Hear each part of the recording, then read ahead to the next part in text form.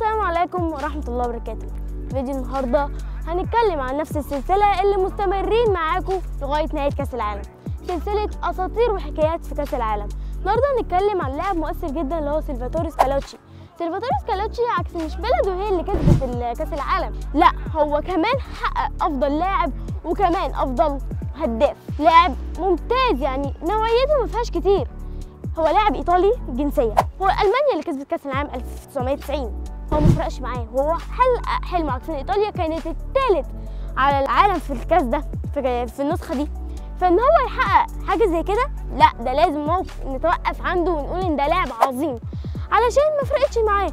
انا بلدي ما كسبتش لكن انا هحاول احقق لها حاجه فرديه. انا دلوقتي انا افضل لاعب وكمان افضل هداف، دي حاجه اكيد تحسب له ان هو ما وقفش حلمه ان انا خلاص انا التالت انا هحلم ليه؟ انا مثلا منتخبي ضعيف هحلم ليه؟ لا هو ما وقفش فضل يحلم، لازم توقف عنده اكيد. كمان بقى لألقابه الفرديه حقق الحذاء الذهبي وكرة اديداس لسنه 1990. يعني انتم ملاحظين اكيد في السلسله ان كل لاعب بيجيب افضل هداف او افضل لاعب بيحصد الجائزه دي.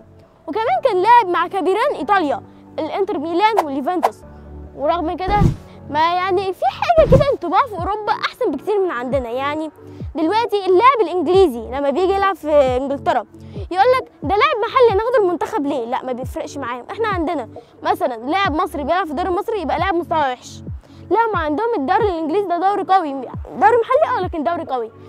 الدوري الايطالي ونلاقي ان معظم اساطير ايطاليا طالعه من الدوري الايطالي، فلازم توقف عند اللاعب ده بالذات انه اسطوره حيه، وكان لازم نقول ان هو بجد يستحق التحيه وان هو لاعب عظيم جدا. بس كده استمروا معاكم باذن الله بقى في نفس السلسله دي، وكمان اساطير تانية كتير ممكن ما نبقاش خدنا بالنا منها زي الاسطوره دي، اكيد محدش لاحظ ان هو حقق حاجه مستحيله.